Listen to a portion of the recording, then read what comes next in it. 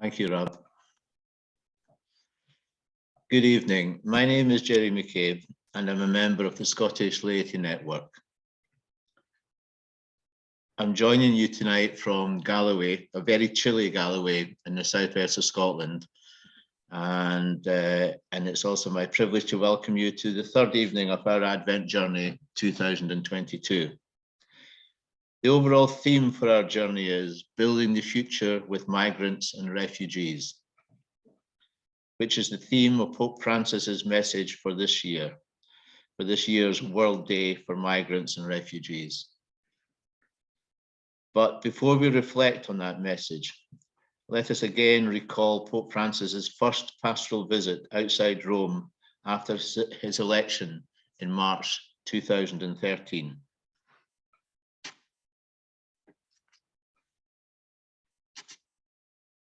On the 8th of July 2013, he visited Lampedusa, and both the visit and his homily at the Mass were powerful statements about the focus of his papacy.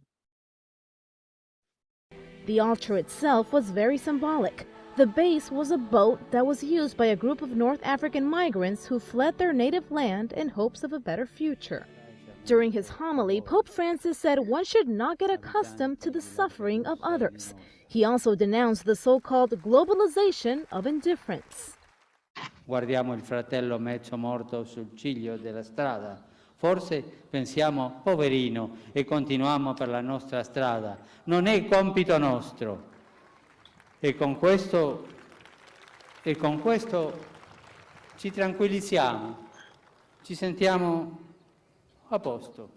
Chi ha pianto per queste persone che erano sulla barca, per le giovani mamme che portavano i loro bambini, per questi uomini che desideravano qualcosa per sostenere le proprie famiglie?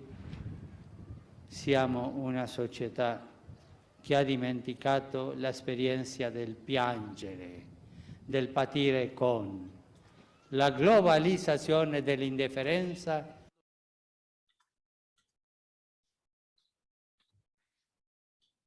Throughout his papacy, Pope Francis has consistently urged us to reject the globalization of indifference and to seek to listen to the cry of the poor and the cry of the earth. And whilst many have sought to shift from the globalization of indifference, some governments have openly advocated policies that are anathema to all followers of Jesus.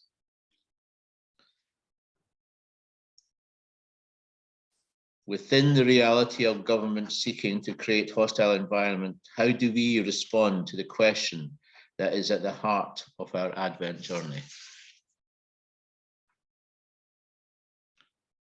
How can we build the future with migrants and refugees? However, before we seek to address that question, let us, as is our tradition, spend a few minutes in prayer. We invite you to listen to guide our meetings, Blessed are the poor in spirit, and we will then spend a minute in silence as we seek to open ourselves to the promptings of the Spirit. Blessed are the poor in spirit, for theirs is the kingdom of heaven. Empty one.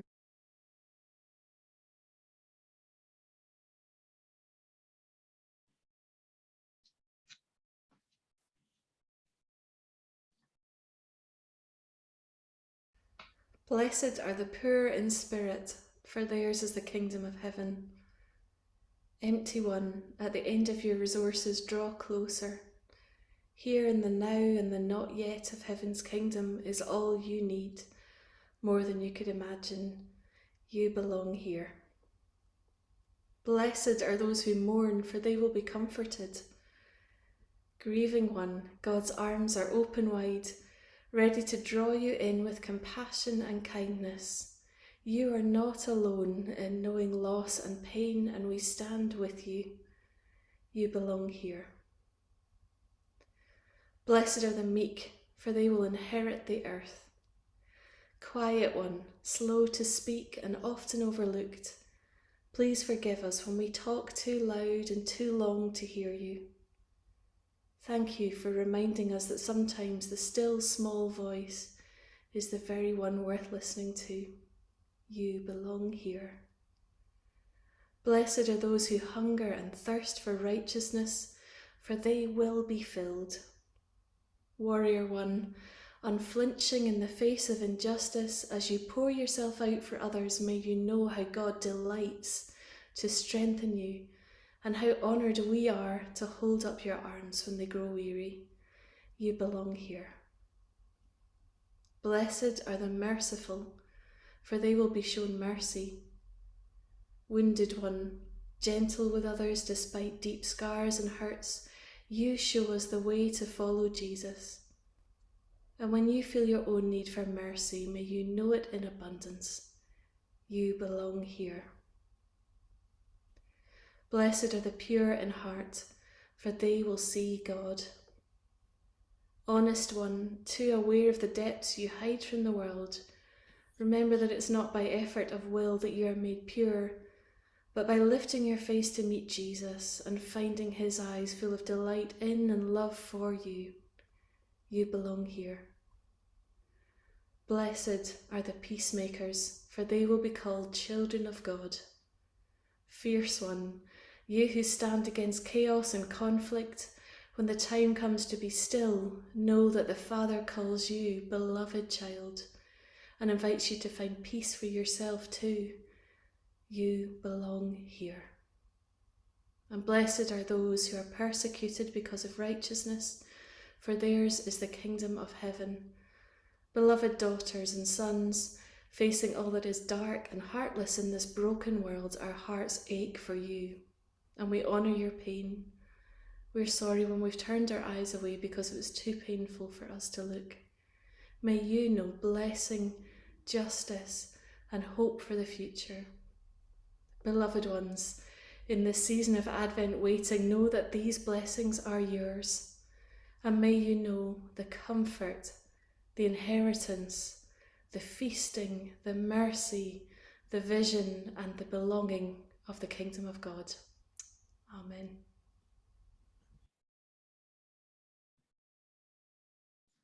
And now I hand over to Anne, who will welcome and introduce our companion for this evening. Blessed are the... Good evening, everyone. It's my great pleasure now to welcome back our friend and companion, Hyab Yohannes. Hyab has survived detention, torture, and human trafficking since he left Eritrea for Sudan in 2011. For nearly a decade, he found himself caught in an extra-legal continuum that he still aspires to understand. Official documents initially refer to him as an asylum seeker, but later as a refugee. Despite these challenges, he has never surrendered to the difficulties that he's been through. In fact, he's used these challenges to improve his status, strengthen his skills, and secure sources for opportunity and success.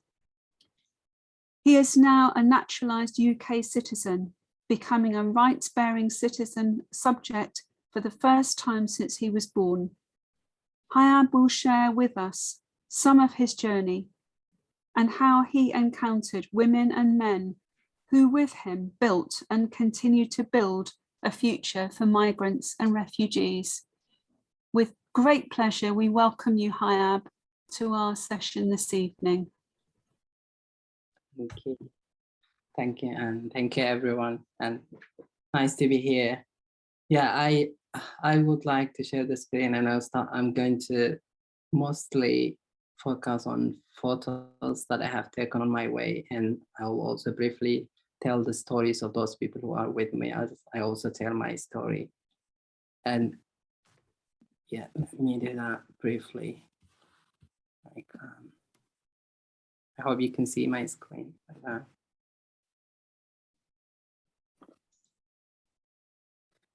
Yeah, so my name is Hyab Yohannes, and actually my middle name is Tekla Haymanot, which means rootedness in your own faith and religion. That's my dad's name, my father's name, and my middle name as well. And Yohannes as a translation to John. Hyab means gift in Eritrean Tigrinian language. So I was born in, I was born in Eritrea in the second largest city in Eritrea, which is called Karan, that you can see here in the photo at the top. That is the second largest city in Eritrea. I grew up there, I studied there, I finished my primary and secondary education in this city. And the church that I usually used to go was called St. Michael's Church, that you can see on the bottom left, and is the main church in Karan, basically the main Catholic church, the biggest Catholic church. And there are small churches in the city, but this is the biggest one where most of the people in the city would go. And to the left, to the right, you can also see the shrine of Ta'arit. That's one of the famous places.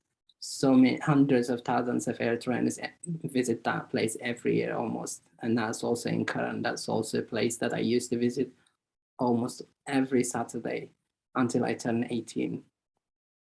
And from there, after I finished my secondary education, I went to a college basically, and this is the college which is called Eritrean Institute of Technology, which is the only college at the time. And I graduated, I did my undergrad basically in this, and I studied geography. I also studied political science. But before doing this, before joining the college, it's a mandatory for any Eritrean, for every Eritrean to go to a place called Sawa, which is a military camp. So I had to go to Sawa at the age of 16. I was very young. And the first thing to do in Sawa was to do the military training, a very hard military training. And there is no any kind of laws or any kind of protections for those, for us. There was nothing. We were children at the time, and so many of us finished year 11 and went to Sawa. We were forced to go there because there was no anywhere where one can do the national exam and go to university or college. That's the only route to go through. And that's when I went. And you can see me here sitting on the left. And that was when at the age of 17, this was after staying a year in Sawa. And on the right, you can see this militant in Eritrea. Basically, people are created in the army, and standing facing us is my cousin, who was at the time 22, and he died in a war in Eritrea. And he was one of those people who guided me when I was very young. And he was helping me a lot through those difficult moments, but he later died in a war with Ethiopia, basically. And it's not just him. In my family, I have more than 7 people who died in the war, including young children at the time. So I myself started my journey because of the situation in Eritrea. I was recruited in the military, completely indefinite kind of, to give indefinite service after I finished my college. And it was difficult, and there was so many difficulties in Eritrea at the moment, and then as well. And one of the main challenges was arbitrary detention, and I was detained several times for no reason, for reasons that I cannot understand, and I wasn't told. So I had to escape to save my own life from the country. So that was when I started my journey to Sudan, and you can see this was my first time arriving. Like, this is my first day arriving in Sudan, in a refugee camp called Shagarab camp. It's in eastern part of Sudan, where many Eritreans are received by UNHCR and Sudanese security guys. And this is how life looks like in that small camp. Is basically living under these huts, and so many people also live just on the street without any huts. We were lucky to live under this shade at the time, and it was really, very cold as well, and windy. It's a desert climate. It's so difficult to tolerate, and there was no food and nothing. It's just food, like a grains that the UNHCR provides us, and you have to make your own food, and that's what I'm making here, as you can see on the top right. So I'm trying to make an Eritrean pancake in a completely desert situation where I didn't even have all the grains. So that's how we survived. And all these people are waiting for me to feed them, basically. So what we do is we feed each other. That's basically what we're doing in this camp, trying to help each other. So life in the camp was one of the most difficult kind of encounters I had when I left Eritrea. basically. And it's also, the camp is also a breeding ground for human trafficking as well.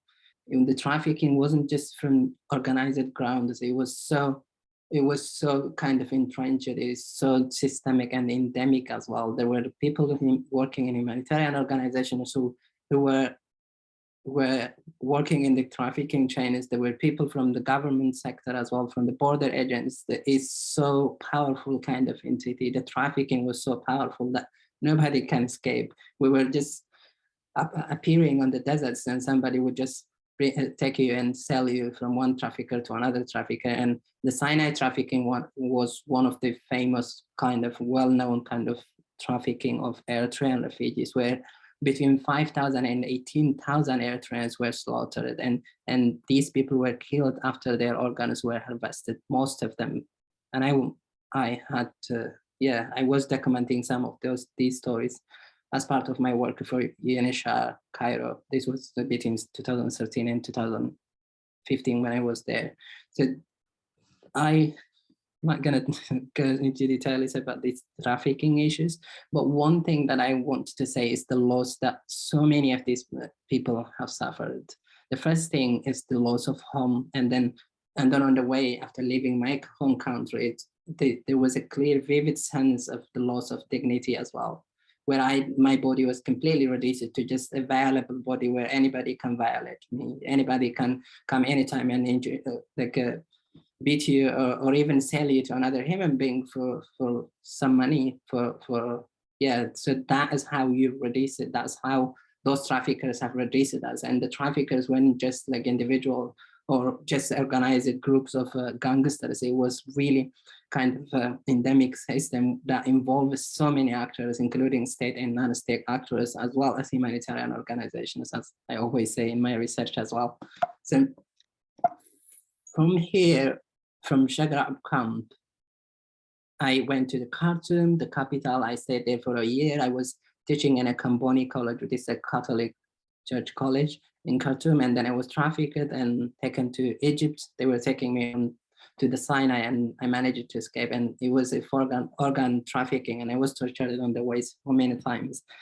Yeah, it took me more than 3 weeks to survive, to escape from that situation. And it wasn't just me, but we were around 28 Eritreans who managed to escape, and we were helping each other to escape from that situation.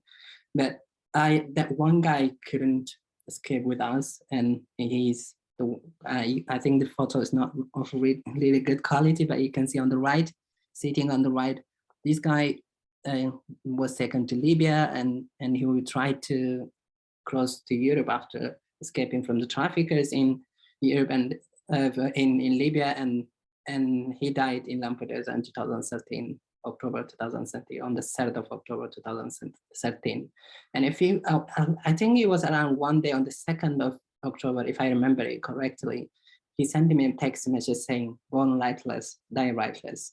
And I tried to call him several times. I was working for UNHCR at the time, and I had access to phones and all of that. So I tried to call him, but I couldn't reach.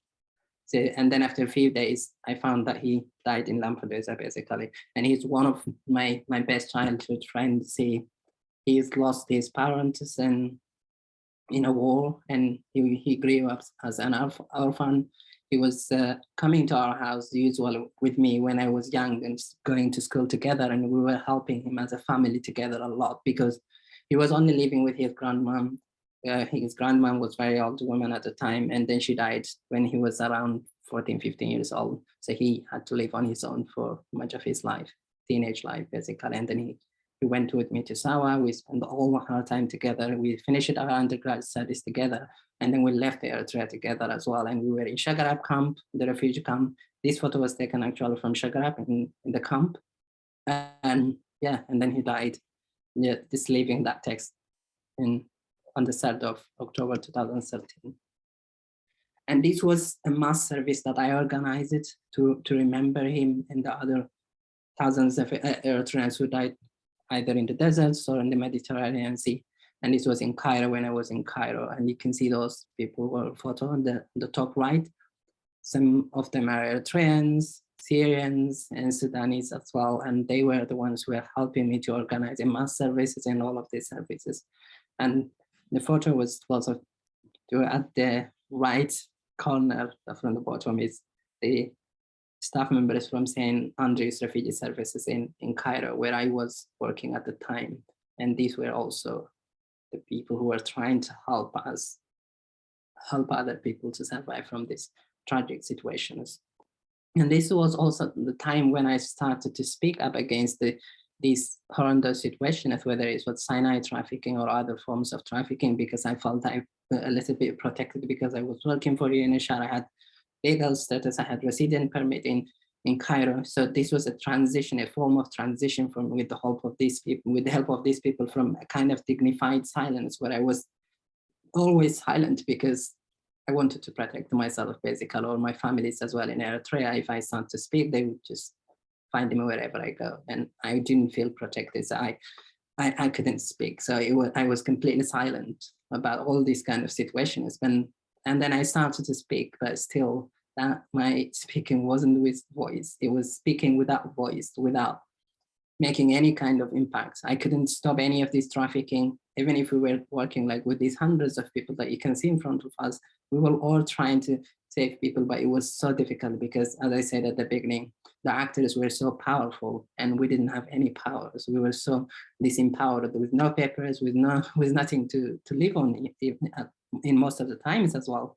So the cyanide trafficking was one of the most challenging kind of, problems for me when I was in Cairo. We had to go to the desert and gather bodies of people who had died or whose organs were harvested. Or sometimes we had to go to the sea, to the Mediterranean Sea, to see if there are floating bodies and bring them back to the land and try to identify them. So that was, and sometimes to detention centers as well, and try to find if there are people who are detained there indefinitely.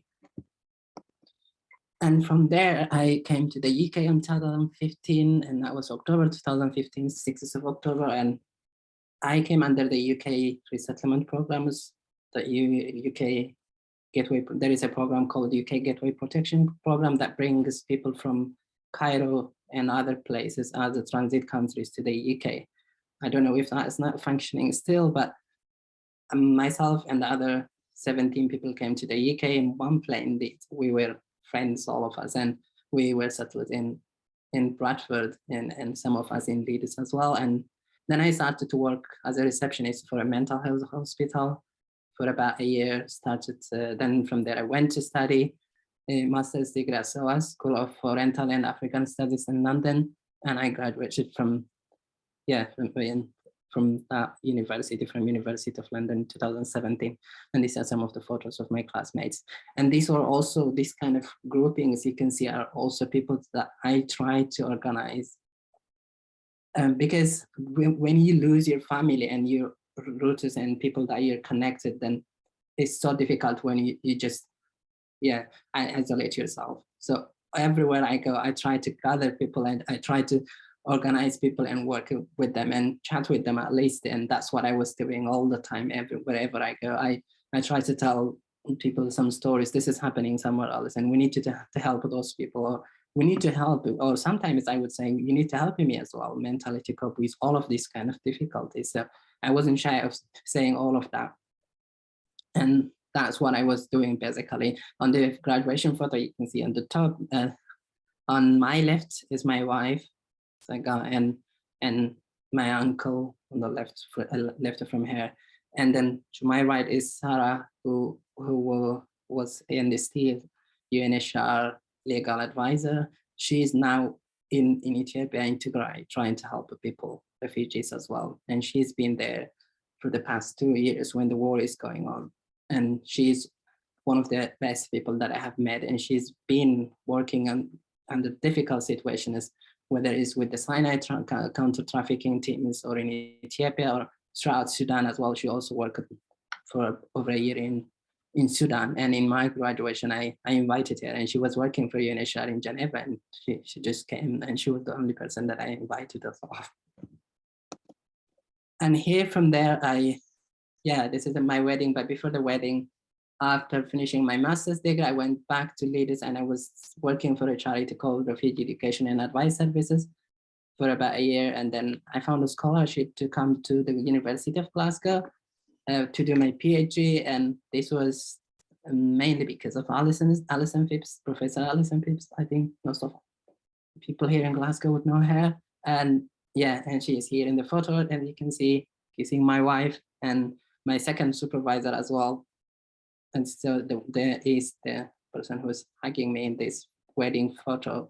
And what I did in this is, in any wedding, Eritrean wedding, parents are really important because they play a really big role in the way you organize the wedding. So once I tried, myself and my wife tried to organize the wedding, then we both didn't have our families here. We don't have our families, our parents here. So what I tried to do is I went to my supervisors in one of the supervisions and I told them, you're not going to just play a supervisor role today, you're going to play a different role. And I explained to them why and how and what role to play. And they were so happy to do that.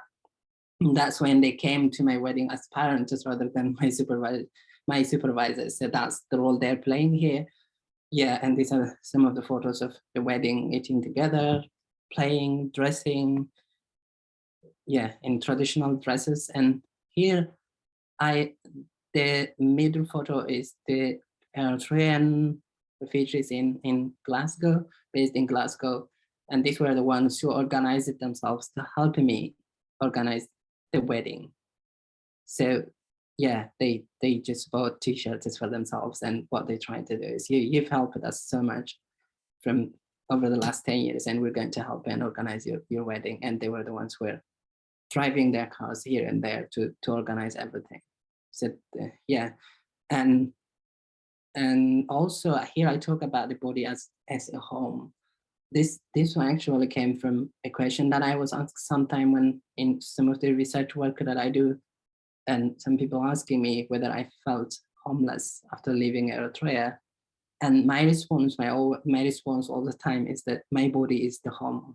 My body carries my language, it carries my skin color that nobody can undress, it carries my culture. I can dress in the way I want to dress. And in that sense, I don't feel homeless. I carry my body with me.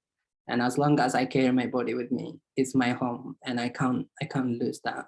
And every time I try to encounter other people as well, I do not just see them as people, but also as homes that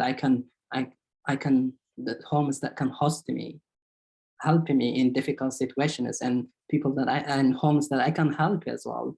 So this is how I interpret some of the things in my research as well. And then after this mindful of time, and yeah, it's in 2021, basically last year, November, after my wedding, I heard the news that my mom has passed away, and that was one of the difficult moments. I tried to see her, but I couldn't go back to Eritrea, and I tried to bring her to Sudan. I knew she was frail and she was ill, and I wanted to see her before she died.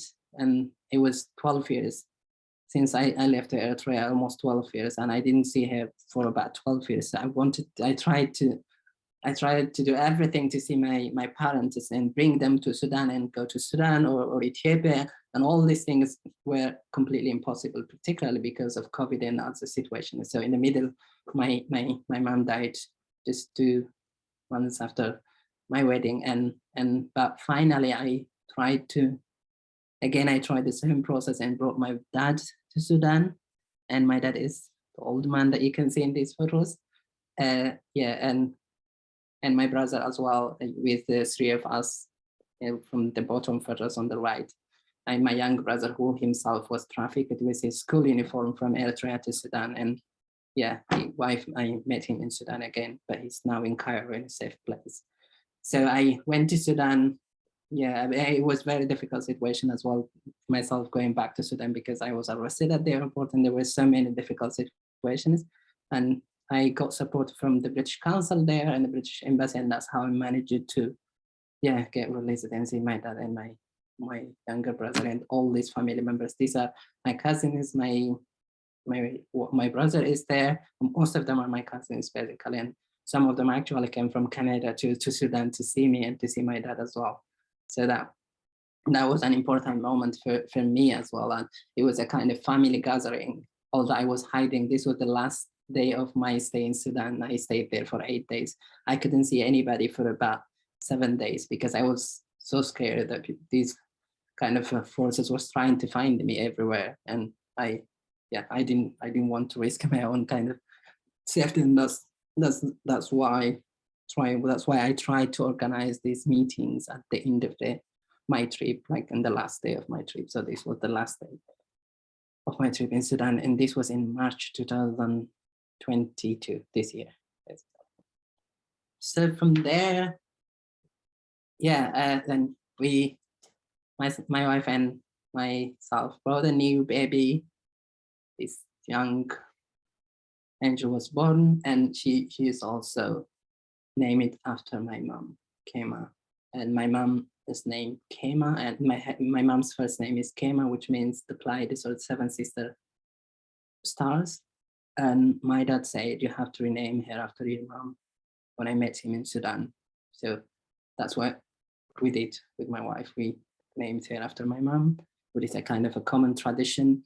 And with that as well, in Eritrean tradition, in my culture, particularly in the Bilen culture, which is an ethnicity that I was born into, people always keep their umbilical cord, and they bury them underneath a cold place, could be under a pot or in a kitchen, wherever they do. So my umbilical cord and my wife's umbilical cord, for example, are buried in our homes back in Eritrea. And we have a new umbilical cord in Scotland, and I called my dad and said, what do we do with that now? And he told me, you need to bury the umbilical cord where she was born. So we have another umbilical cord, which is a symbol of a kind of rootedness in a place and groundedness in a place. And that enables us or allows us to make home elsewhere, to make the physical home, not just the body as a home, but also the physical home. So this new baby helps us to think about this groundedness and rootedness. And this also is related to questions of integration and questions of, connections and being a kind of a transnational legend, is where we've lost the homes, but we're also making homes elsewhere. And we also travel with our homes as our bodies become our homes as well. I will stop here, but I'm happy to answer some questions or comments or even go into in details about these kind of some of these stories. Thank you.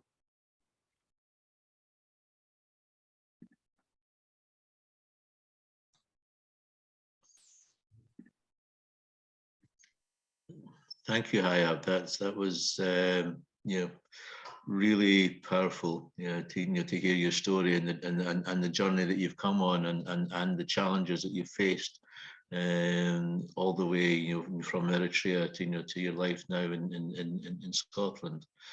And there's to start the chat. There's one question that's been asked just to get us started this evening, and it's saying, is there any way from your perspective that we can effectively stop or have any kind of impact on trafficking? The UK government is talking about a hostile environment will stop trafficking, but I'd like to get a sense from yourself, your perspective on that. You from your own experience, you've gone through these whole kind of routes and processes. What would your view on that be? Yeah, it's really difficult to think of the hostile environment as a kind of a counter-trafficking policy. I feel all these kind of deals, whether it's the border and nationality bill or whether it's the Rwanda deal, this for me are kind of state-imposed, state-sanctioned forms of trafficking. If we are coming to people in their homes and picking them without their knowledge, forcing them to leave a place they're seeking sanctuary, from a place that they're seeking sanctuary, and taking them to really kind of impoverished places like Rwanda, I don't think that's a way of countering trafficking. That in itself is a form of trafficking to me, form of state trafficking, and this really dangerous way of dealing with these really vulnerable people. The only thing I always try to say is, as the state builds its own hostile environment, but there are also people who build a restorative environment, an environment that is hospitable, an environment that accepts people and welcomes people. And I see those kind of hopes here in Scotland as well, with people saying to, when the government says these are illegal migrants, we're going to send them back to Rwanda or somewhere else. And the people are saying, no, these are not illegal migrants, these are our neighbors. And we see all these protests happening on the streets of Glasgow. We see the protests happening everywhere in Scotland, mostly in Scotland. And those gives me hope. And I always say, these are the environments where we can create a restorative environment to heal those kind of traumatized people. Yeah, so I would make a clear kind of differentiation between how the people deal with those situations and the government. The government is, and so many refugees here would say, the government is not different for them. The Home Office is not different from those traffickers who brought them here, or the traffickers who sell them from one chain to another chain. It's so difficult for people to make them understand that the government is doing what it is doing to help them. Thank you for that. Something that the couple of people have asked, but it's really quite striking, is how do you stay so hopeful given what you've experienced, and also given the messaging that so many kind of media outlets, government outlets, how they reference refugees and asylum seekers. How do you remain hopeful? I think one thing I would definitely say is the small acts of kindness that you receive from all people around you are the ones that bring the hope to us. And it's also after being through all these really horrendous kind of situations, you started to think positively. Otherwise, there is no meaning to your life. So there wouldn't be any meaning to my life if I couldn't stay hopeful. And my survival itself was because of the hope that I had as well. One day I will be able to tell my story. I'm not going to perish like so many other Eritreans perished in the deserts, whether in the Sinai or the Mediterranean Sea or Lampedusa, as I said. And there is always hope that I'm going to survive and help these people. And there are always little acts of kindness on the way in the journeys as well, with so many people trying to help each other. When I was, as I said, I was trying to mention about how I survived when I was trafficked in the Sinai. We were 28 people together, and we couldn't leave one person there. I could have escaped myself, but we did have young children and women with young children as well. We couldn't leave them. We were staying there for almost 3 weeks to help them survive. And we stuck there because we wanted to survive as a group, all of us together. And those little acts of kindness of people saying, we're either going to die together or survive together. That's how we managed to survive. The collective power is what helped us to survive in most cases. And here there are so much support as well. It's not like I am in the Sinai or in Cairo now. I have so many kind of support around me. There is a protective shield basically for me around in this place, and that helps us to revive your hope. Thank you, Hyab. Can you pick up on anything else, Anne? Yes, I'm just looking at a question from Rab actually. Rab says, is trafficking for organs still a major problem, Hyab? It's very difficult to say after the Sinai trafficking, because it's very difficult to know. Yeah. It's so difficult to know what's happening in Libya right now, because the people are being taken into remote deserts, and we don't know what's happening to those people. But there are always instances of organ trafficking. It may not be as organized as it was, the Sinai trafficking was, but there are always instances of people telling me in my work, for example, in my research, that they have seen some of their friends, their organs taken, or kidney or something like that, and then die in the deserts. So that's still one of the major problems, but I can't say for sure that it is happening in kind of greater. It's not documented kind of thing. It's not, you know, recorded in that way. Yeah, it's not documented. Even the cyanide trafficking. When I was doing my PhD, I asked the UNHCR or other IOM and those organizations that have all these designs, and they refused to give me any of this information. Some of the information was actually the information that I myself was gathering when I was working there with them. And now I don't have any access to that. It implicates so many kind of actors, and nobody wants to disclose this information. And I'm talking about 18,000 Eritreans who died in the Sinai. Wow. That was like it's bigger than a major war. People that we lose in major independence war, for example, with Ethiopia, or the border war with Ethiopia. Then 95% of these people are Eritreans. And their families still do not have any news. Most of the families do not even know where the bodies of their loved ones are. And the UNHCR or IOM or other organizations might have some information, but still it's difficult to access those information. Wow. That's terrible. Just there's one question came in, Hyab, and just to say, you know, where did you meet your wife? I knew my wife and myself know each other from Eritrea. We live very close to each other. It's 20 kilometers. She was born in a town called Hagaz, which is only 20 kilometers away from Karan, the capital, the regional capital. So that's where we met.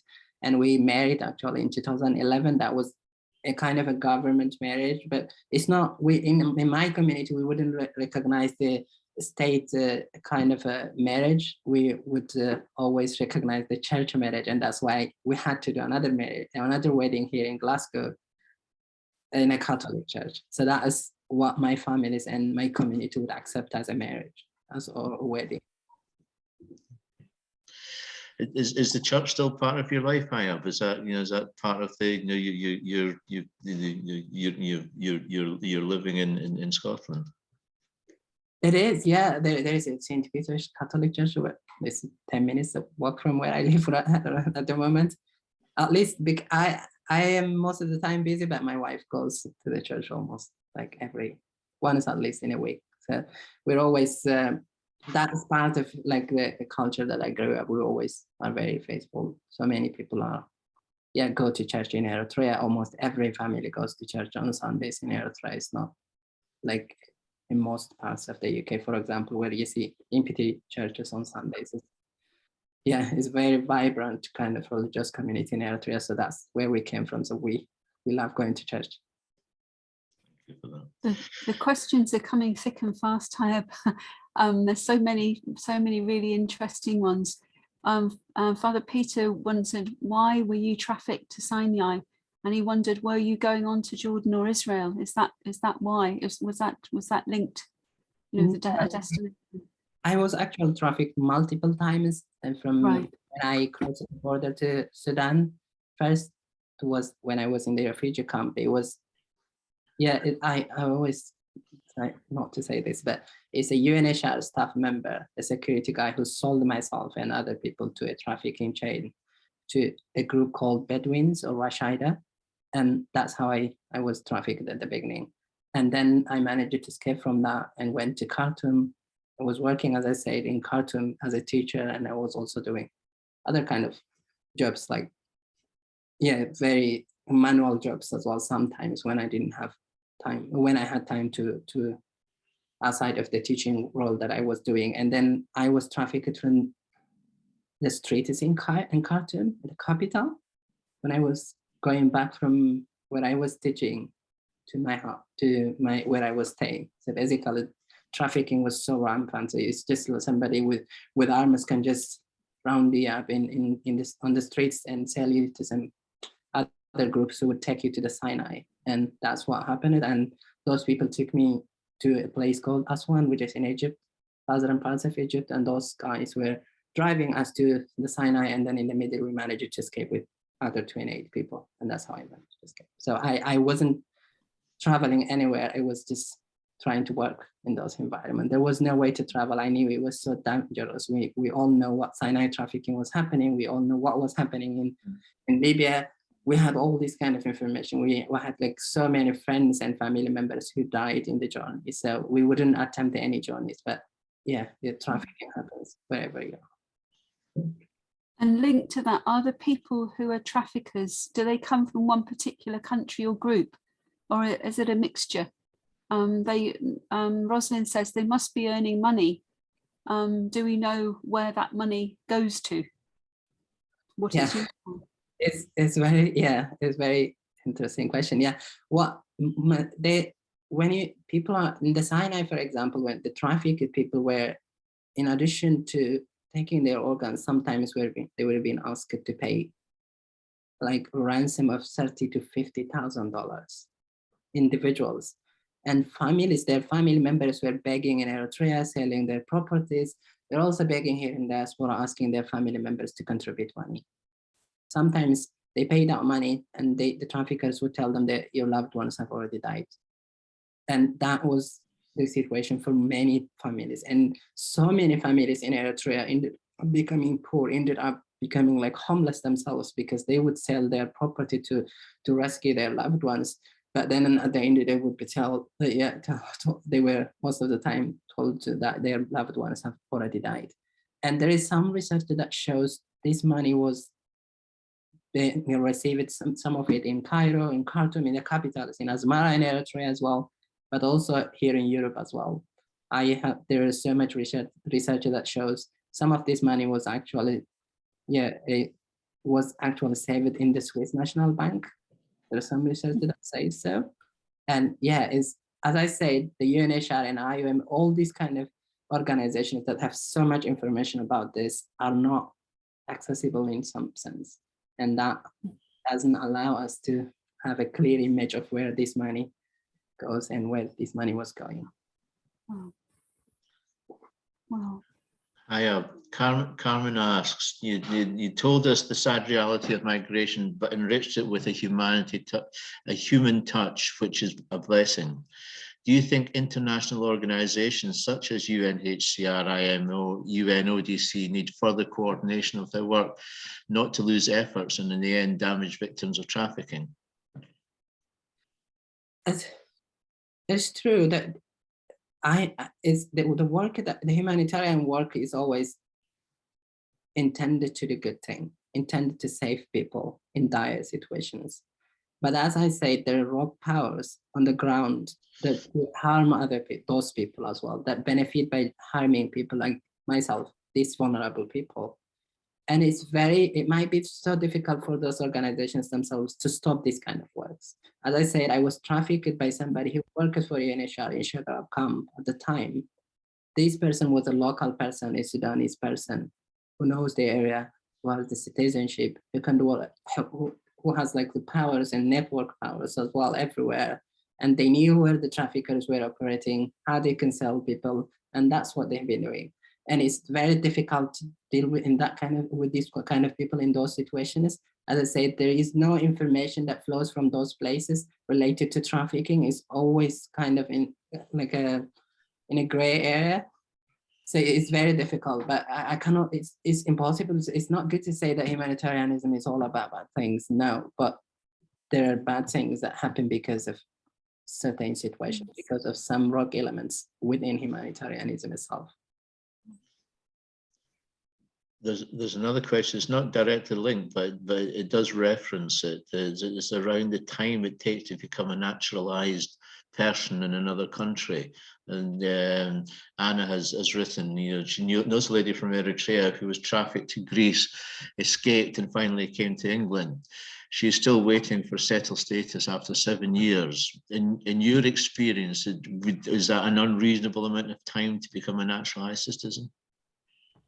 Yeah, it's different from one country to another country. In the UK, it's the normal time. Like it takes 7 years. I have been in the UK for 7 years, but the way I came to the UK is different to the way many people would come. I didn't come to the UK as an asylum seeker. I came as a person with indefinite or permanent settled status. So I had indefinite leave to remain, which basically means I can live here forever. Yeah. And then after 5 years, I managed to apply for citizenship.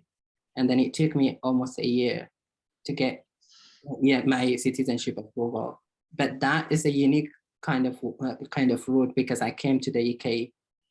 The government invited me to come to the UK. But if I were an asylum seeker here, it would take me minimum 6 to 7 years. And in other countries, if you go to Swiss, for example, it takes more than 10 years, 10 to 13 years.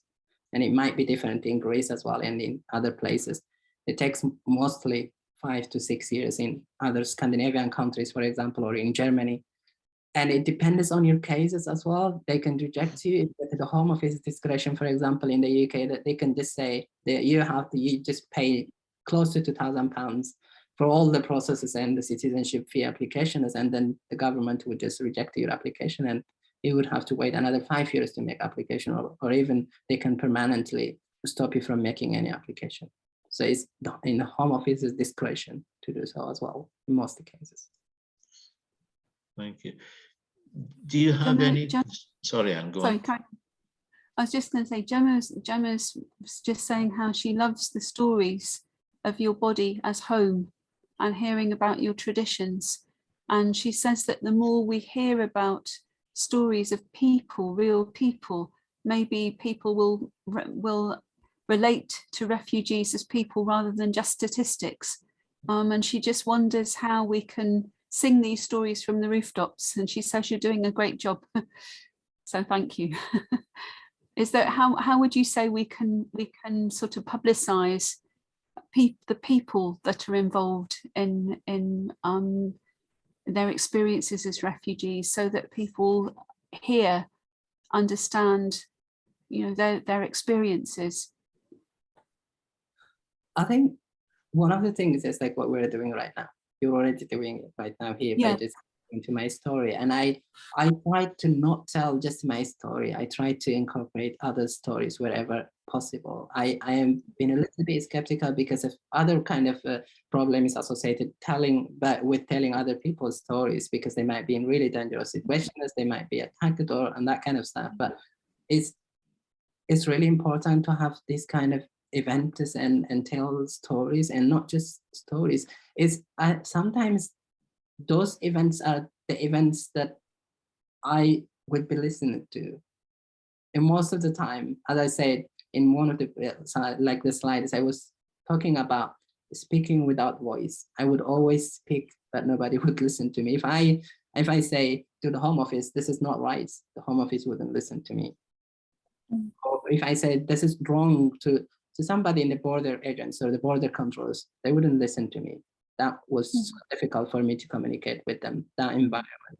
So it's about creating a safe environment for those people to speak up and to be heard as well. And this requires a form of like intercultural dialogue between different forms of people, and an environment where people can trust and speak up and tell their stories and come forward in a safe ways as well, because most of these people are still in dangerous situations. As I said, when I returned to Sudan, the government just immediately arrested me, and for reasons that I didn't know. And it is so difficult to, there is always anxiety, there is always fear, and that always stops you from speaking. So any kind of traveling is going to be dangerous and be seen as being dangerous to somebody who's a refugee, really. Rab says, do you have any contact with politicians here in Scotland, and do you have a sense of them understanding the problems and being willing to take positive action to help refugees? Yeah, it's a question that I always ask myself. Yes, I do have contacts with politicians. It's easy for me to contact them. I see them some of the events because of my worker relations, my work as well. But I always try to ground myself with the refugee communities. And I start, much of my work is trying to help these people and also get us, it's like us as a community is trying to work with other communities, local communities, rather than politicians. Because when we start to engage with politics, what I see is refugees wouldn't want to engage, for example, or we wouldn't see much difference or a kind of change as we would want. And in that situation, I think there's small informal kind of networks and associations in the refugee communities who are the lifeline for those people who are arriving here. And those people are in most cases working with the local communities, the charities in their areas, and that kind of stuff. So that's where my focus is, basically trying to create a kind of intercultural communication between those incoming people and the local population at grassroots levels, rather than talking it to a politician when it's so difficult to make changes, or even to find yourself in a position where you feel you've been heard. Thank you. I can understand. Thanks, Hyab. I suppose a question linked to the contact with politicians is contact with media outlets. We hear so much negative messaging that comes from the media. Do you have a way in which you can influence that message? Do you have contacts with because they tend to be quite a critical part of how people receive information and the negative stories that that they're left with, rather than the reality of how people require support and assistance and somewhere safe to be. Yeah, as in my work, we do lots of media work ourselves as well, like at the UNESCO chair in Glasgow, at the University of Glasgow. But most of the time I try to, tell a positive story to counter these kind of negative stories. And not just my story, but I will try much of my work, if I'm, for example, going to write a blog or an article or all of that, I try to write the positive side of it. Because what I see is happening in the asylum system, even from the very essence of the idea of asylum, the idea of refugee itself, where you have the 1951 convention that says you need to prove well-founded fear of persecution. And what the state and other organizations who try to deal with this asylum, what they are doing is try to expose the vulnerable side of migrants, those people. Mm-hmm.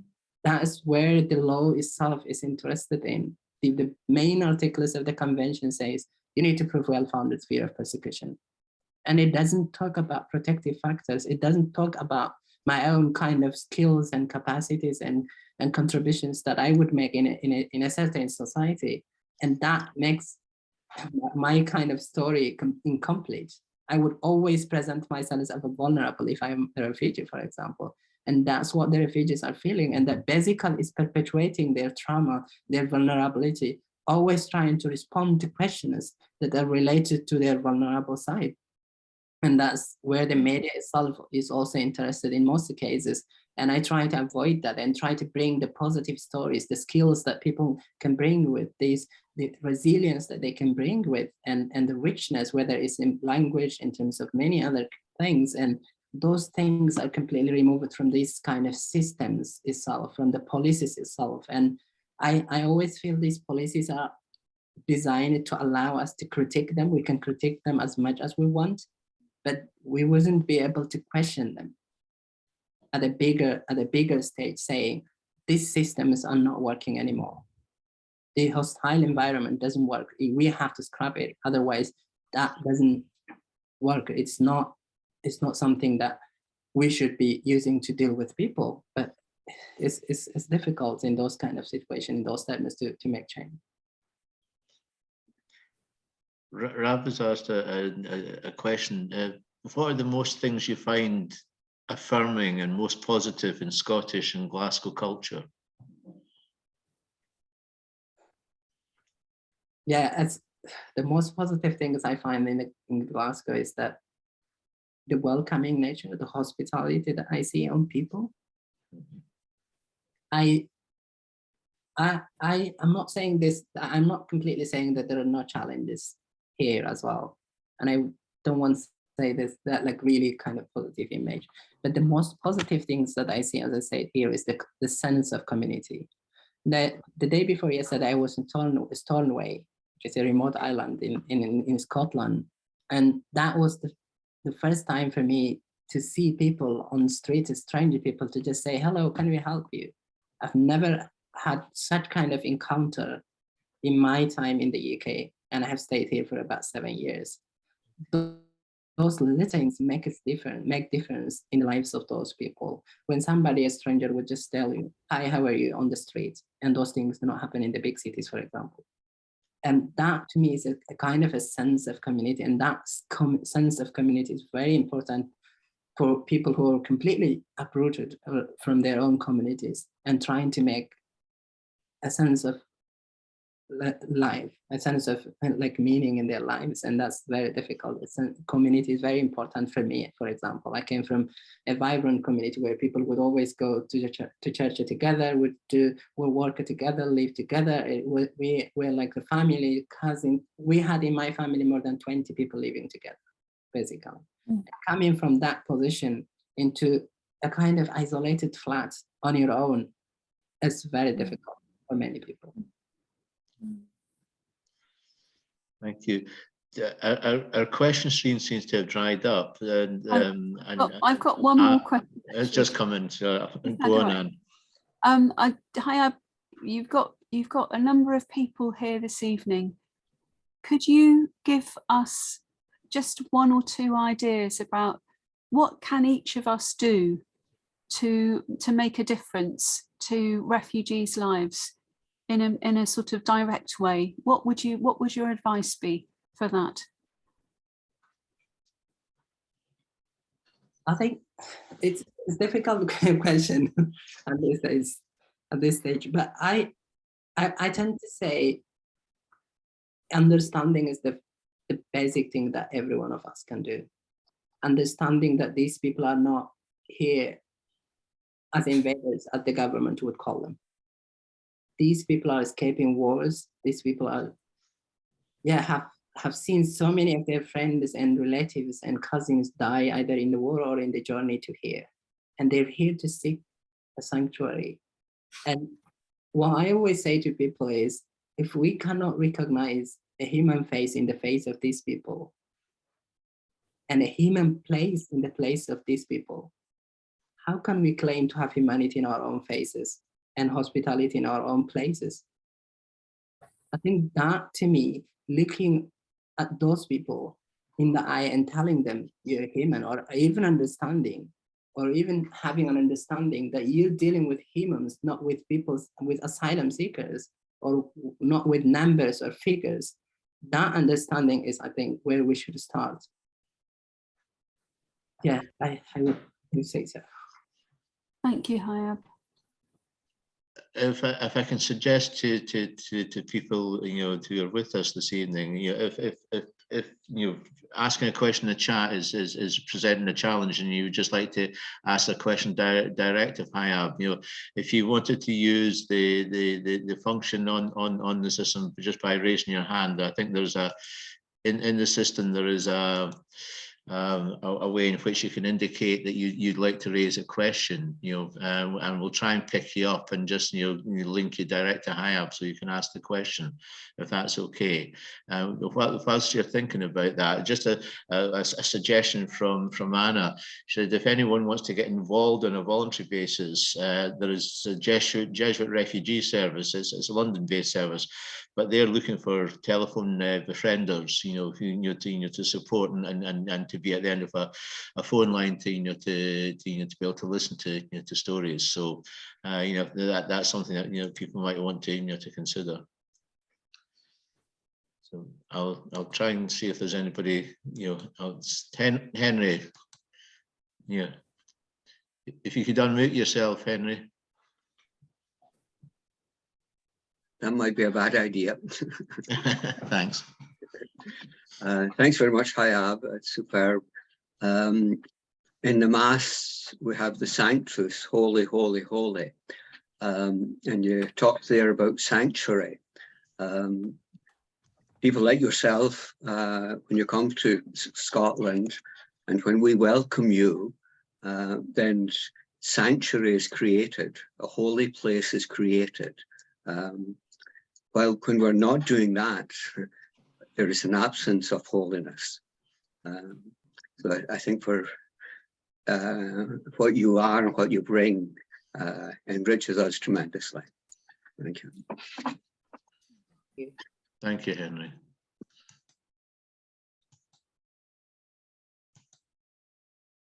Gemma, did you want to say something? Sorry, you're muted, so it's okay. Sorry, I was just changing my screen. That's okay. Apologies for that. Okay. I think Agatha's actually put a comment up that if people want to support refugees, please contribute to the winter appeal. And she's put an email in there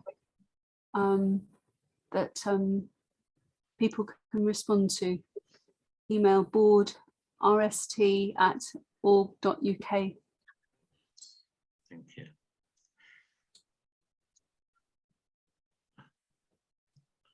I think we're just about there, Hyab. That's been a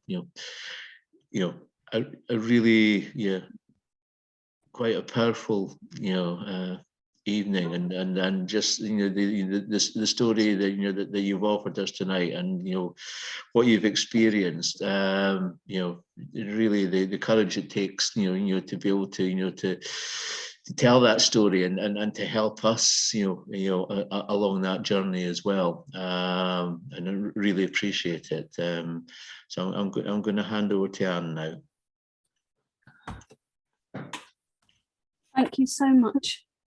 Thank you so much for your testimony, your witness this evening, Hyab.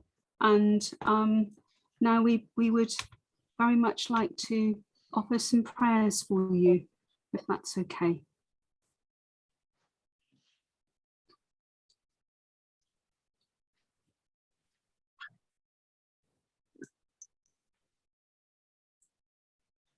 We pray together. Loving God, we thank you for the courage, the compassion and the wisdom of Hyab. We thank you for his sharing with us ways in which the light of hope is made manifest. We ask that you anoint him anew, such that his life may continue to be empowered by your Spirit. Amen.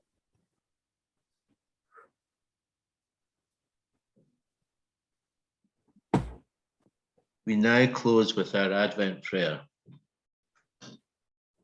Come, Lord, your wounded world is yearning for you to come again. Come, Lord, your weary world is crying out for you to lift us up out of our despair, our hunger, our thirst for something better, our need for the food that will last. Come, Lord, come again.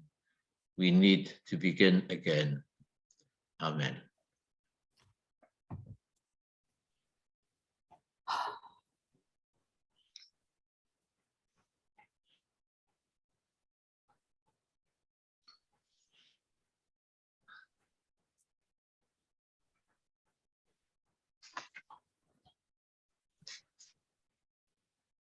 If I can say a big thank you to everyone for joining us this evening. And we look forward to being with you next Thursday for the final evening of our Advent journey, when we will celebrate a liturgy of hope and solidarity. To those who are leaving the meeting at this point, good night, God bless, and we invite you to log off. For those who wish to stay with us and join a breakout room, please stay connected, and in a few minutes we will generate the breakout rooms. Thank you.